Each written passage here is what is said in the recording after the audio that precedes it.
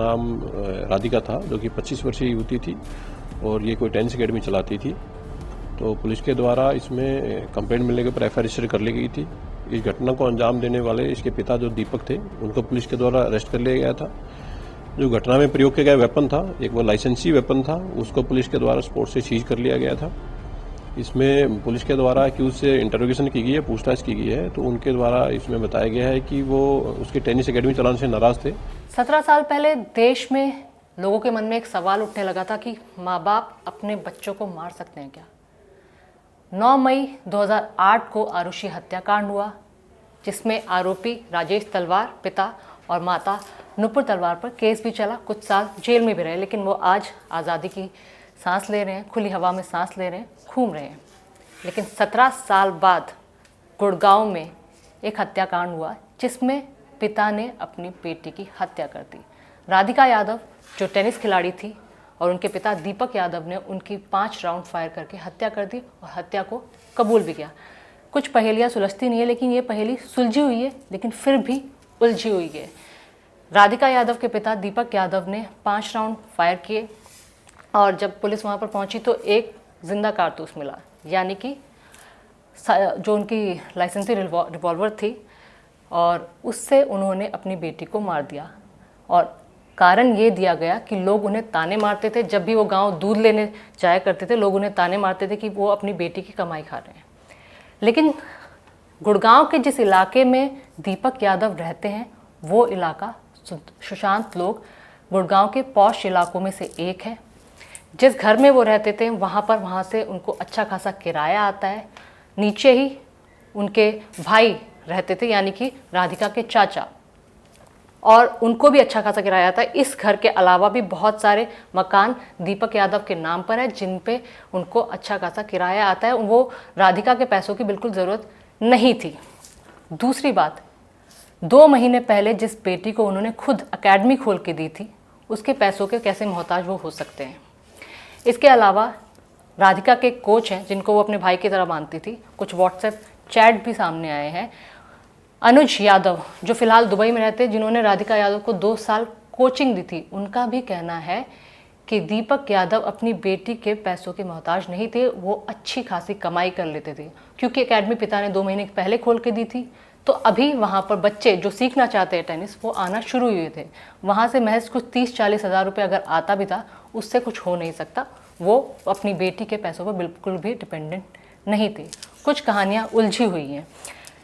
जो पुलिस की एफआईआर उसमें ये लिखा गया है, क्योंकि जो दीपक यादव ने बयान दिया, उन्होंने कहा कि गांव में लोग उन्हें ताना मारा करते थे, इसलिए वो परेशान थे कि आप अपनी बेटी की कमाई खा रहे हो, इसलिए मैंने अपनी बेटी को मार दिया।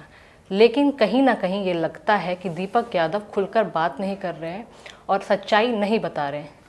जिस दिन ये वाक़या हुआ, उस दिन सुबह सुबह राधिका किचन में खाना बना रही थी। उनकी माता अंजू यादव जो दूसरे कमरे में सो रही थी, उनका कहना है वो बीमार थी तो उन्होंने दवाई ली हुई थी, तो वो सो रही थी। उन्हें पता नहीं चला कि बाप बेटी के बीच आखिरकार क्या हुआ। जब 5 राउंड फायर हुए, आवाज़ नीचे वाले पोर्शन में दीपक यादव के भाई यानी कुलदीप यादव रहते हैं, वो दौड़े दौड़े ऊपर आए। तब देखा कि राधिका वहाँ पर किचन में लहूलुहान पड़ी हुई थी, और राधिका का जो कज़न ब्रदर है यानी के चाचा का बेटा, वो दोनों उसको हॉस्पिटल लेके गए। लेकिन वहाँ हॉस्पिटल पहुँचते ही डॉक्टर्स ने उसे मृत डिक्लेयर कर दिया। उसके बाद जब वापस आए, और क्योंकि पुलिस का मामला था, पुलिस ने मर्डर का केस दर्ज किया गया था। जब वापस घर पर आए गए तो दीपक यादव वहीं पर ड्राइंग रूम में बैठे हुए थे। अंजू यादव माता अभी भी बेडरूम में लेटी हुई थी, सो रही थी, क्योंकि ऐसा तो हो नहीं सकता कि माता को कुछ इन्फॉर्मेशन ही ना हो कि बाप बेटी के बीच में क्या खटपट हुई थी। लेकिन उन्होंने पुलिस के सामने अपना जुर्म कबूल किया। लेकिन कारण जो बताया गया उसमें कहीं ना कहीं कोई ट्विस्ट नज़र आता है। इसके अलावा लोग कहते हैं कि ये लव एंगल का मामला हो सकता है। हाँ, फिलहाल ये तफ्तीश का मामला है। 1 साल पहले राधिका ने एक एल्बम किया था जिस पे कोई अश्लीलता नहीं है, वो पूरे कपड़े पहने में नज़र आ रही हैं, बहुत शालीनता से वो वीडियो बनाया गया। अगर उस एल्बम को लेकर उसके पिता नाराज़ थे तो भी कहना गलत होगा, क्योंकि वो एल्बम 1 साल पहले आया था, और ये नहीं हो सकता कि 1 साल बाद पिता को गुस्सा आया होगा और अचानक से उसने अपनी बेटी को गोलियों से भून दिया होगा। रही बात इंस्टाग्राम की। ये कहा जा रहा था कि राधिका के बहुत सारे इंस्टाग्राम पे वो पोस्ट डालती थी, वीडियोस डालती थी, लेकिन राधिका के फॉलोअर्स ही कुल 67 या 70 हैं और उसका इंस्टाग्राम अकाउंट प्राइवेट है। वो उन्हीं लोगों को फॉलो कर रही थी जो उसे जानते थे और उतने ही उसके फॉलोअर्स भी हैं। तो ये कहना फिर से एक ट्विस्ट लाता है कि गांव वाले या फिर किसी ने उसके वीडियोस देखे होंगे और ताना मारा होगा।